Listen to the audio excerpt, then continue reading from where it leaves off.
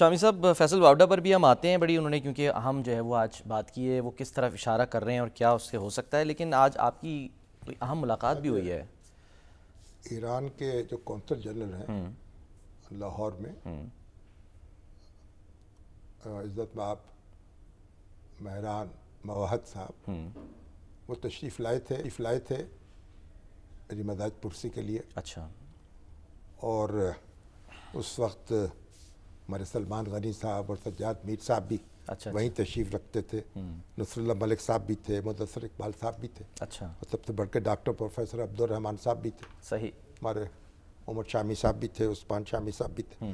تو ان سے پھر بات چھڑ گئی فلسطین اور یہ فلسطین کی، غزہ اسرائیل۔ تو ایک بڑا حوصلے میں پایا ہم نے، اچھا اور کوئی گھبراہٹ نہیں تھی، اچھا، اور ان کا خیال تھا کہ انشاءاللہ ہم مقابلہ کریں گے، اور اسرائیل کو جرأت نہیں ہوگی کہ وہ ہمیں کوئی نقصان پہنچائے یا ہماری تنصیبات پر حملہ کرے۔ اچھا، اور اس لیے بہرحال ہم سب نے ان کے ساتھ یکجہتی کا اظہار کیا، ایران کی سالمیت کے لیے، اس کے تحفظ کے لیے دعائیں مانگی، مگر ان کا جو یعنی ان کے کوئی گھبراہٹ نہیں تھی، وہ سمجھتے تھے کہ پاکستان کے جو دوست ہیں، لوگ ہیں، ان کے تعاون کے بھی شکر گزار تھے، ان کی محبت کے بھی، کس طرح سے لوگ یعنی کنسرنڈ ہیں اور کس طرح رابطے کر رہے ہیں ان سے اور معلوم کرنا چاہتے ہیں، مگر وہ ان کا خیال تھا کہ اسرائیل جو ہے وہ آگے نہیں بڑھ سکے گا اور اس کو شدید نقصان اٹھانا پڑے گا۔ صحیح ہے سر۔ حسن نصر اللہ صاحب سے محبت کا اظہار اس طرح سے کیا گیا کہ عراق میں جو عراق میں جو بچے پیدا ہوئے ہیں، ان کا نام 100 بچے جو ایک دن میں پیدا ہوئے ہاں ہیں، جی، تو ان کا نام حسن نصر اللہ کے نام پہ رکھا گیا۔ جی ہاں، کہا نا فیض نے، قتل گاہوں سے چن کر ہمارے علم اور نکلیں گے عشاق کے قافلے۔ اور جب اسرائیل جو ہے اس نے جو لیڈرشپ ہے، حزب اللہ کی لیڈرشپ ہے، حماس کی لیڈرشپ ہے، اس میں سے کتنے لوگوں کو نشانہ بنایا چن کے، اور یہ ہر لیڈر کے قتل کے بعد یہ کہا گیا کہ اب یہ تحریک جو ہے وہ ختم ہو جائے گی، اب یہ تحریک جو ہے دم توڑ دے گی۔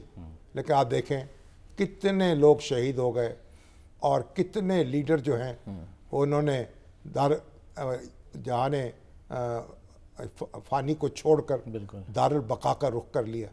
لیکن کیا وہ تحریکیں کمزور ہوئیں؟ کیا حزب اللہ ختم ہو گئی؟ بالکل بھی نہیں۔ کیا حماس ختم ہو گئی؟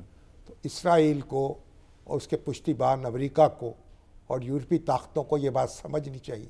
یہ بار بار جو حق دفاع کی بات کرتے ہیں، حق دفاع ہے یہ اسرائیل، کس بات کا حق دفاع؟ کہ آپ کسی نہ قانون کو مان رہے ہیں، نہ کسی ضابطے کو مان رہے ہیں، نہ اقوام متحدہ کی قراردادوں کو مان رہے ہیں، اور فلسطینیوں کو ان کے حقوق دینے پر تیار نہیں ہیں، فلسطینیوں کا حق دفاع تسلیم کرنے پر تیار نہیں ہیں۔ تو جب آپ کسی قاعدے کو، کسی قانون کو نہیں مانیں گے اور بین الاقوامی قوانین کی خلاف ورزی کریں گے، تو پھر حق دفاع آپ کا کہاں باقی رہ جائے گا؟ صحیح۔ تو حق دفاع جو ہے تو فلسطینیوں کا ہے، جن کے گھر میں آپ نے آ کے ادھم مچا رکھا ہے۔ تو یہ بہرحال اب ہماری دعا ہے اللہ سے کہ کوئی راستہ نکالے، اور عزم کے ساتھ اور حوصلے کے ساتھ مسلمان جو ہیں وہ جڑ جائیں اپنے بھائیوں کے ساتھ، اور ان کی طاقت بن جائیں، بالکل، اور ظالم کا ہاتھ جو ہے اس کو روکنے میں کامیاب